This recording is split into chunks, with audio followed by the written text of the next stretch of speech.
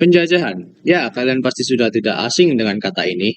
Indonesia dulu pernah dijajah oleh negara-negara asing, yang tentunya juga sangat berdampak pada kehidupan bangsa Indonesia itu sendiri.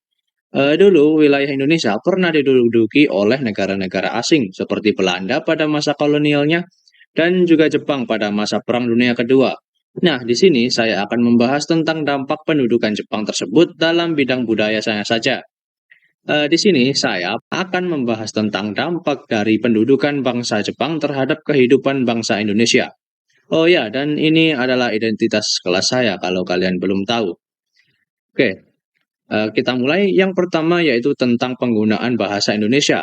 Sebelum Jepang datang untuk menduduki wilayah Indonesia, kolonial Belanda terlebih dahulu menguasai wilayah Indonesia. Pada masa kolonial Belanda ini, penggunaan bahasa Indonesia sempat dilarang. Bangsa Indonesia diharuskan untuk menggunakan bahasa Belanda dalam komunikasi sehari-hari. Namun pada masa Perang Dunia Kedua, Jepang datang ke wilayah Indonesia dengan maksud tersendiri, tapi ya tidak akan saya bahas di sini karena itu topik yang berbeda dari yang ingin saya sampaikan. Eh, ya, oke, lanjut daripada kita terlalu membahas tentang itu.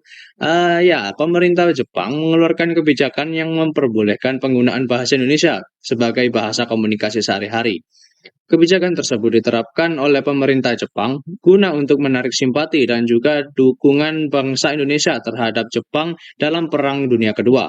Pada tanggal 20 Oktober 1943, pemerintah Jepang membentuk Komisi Penyempurnaan Bahasa Indonesia yang tugasnya ialah menetapkan istilah modern dan menyusun tata bahasa sesuai dengan ketentuan serta menetapkan kata-kata umum dalam bahasa Indonesia.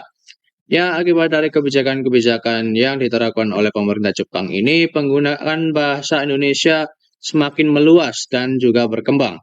Surat kabar berbahasa Indonesia juga semakin banyak, seperti Suara Asia di Surabaya, Asia Raya di Jakarta, Cahaya di Bandung, Sinar Baru di Semarang, dan Sinar Matahari di Yogyakarta.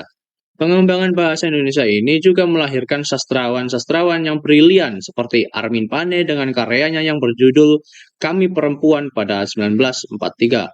TLDR untuk kalian yang malas mendengarkan saya berbicara, ya, pemerintah Jepang turut membantu dalam pengembangan serta memperluas penggunaan bahasa Indonesia. Meskipun maksud aslinya tidak untuk membantu bangsa Indonesia, namun dampak yang dihasilkan dapat dikatakan baik dalam mengembangkan penggunaan bahasa Indonesia. Oke, lanjut. Yang kedua ialah perkembangan kesenian dan juga kebudayaan. Pada 1 April 1943, Jepang mendirikan pusat kebudayaan yang dinamai dengan Keimin Bunka Shidosho. Tujuan dibentuknya pusat kebudayaan ini ialah agar karya sastra berkembang sesuai dengan semangat untuk memenangi Perang Asia Timur Raya. Melalui pusat kebudayaan ini, pemerintah Jepang dapat membatasi perkembangan seni dan budaya agar sesuai dengan tujuan awal, yaitu menumbuhkan semangat Perang Asia Timur Raya. Seni yang muncul pada masa pendudukan Jepang akan saya sebutkan beberapa menurut apa yang ada dalam LKS. Yang pertama, karya sastra yang mendukung politik Jepang, seperti Cinta Tanah Suci karya Nur Sultan Iskandar, Palawija karya Karim Halim, dan Angin Fuji karya Usmar Ismail. Yang kedua ialah karya sastra yang tidak mendukung politik Jepang dan dilarang juga terbitnya oleh pemerintah Jepang, seperti Siap Sedia karya Chairil Anwar dan sebuah lagu dalam sandiwara karya Cak Durasim. Oke, yang ketiga ialah seni musik, seperti Tumpah Darahku dan juga Maju Putra Putri Indonesia karya C. Simanjuntak. Yang keempat, seni drama, seperti Api dan Citra karya Usmar Ismail dan Taufan di Atas Asia karya L. Hakim. Yang kelima yaitu film dan sandiwara seperti Bintang Surabaya, Cahaya Timur, dan Miss Cici.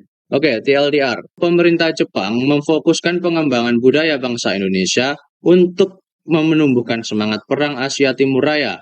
Pemerintah Jepang hanya memperlihatkan karya yang menumbuhkan semangat perang dan melarang karya yang melawannya. Ya, itu saja penjelasan dari saya. Mohon maaf jika ada salah. Terima kasih. Wassalamualaikum warahmatullahi wabarakatuh.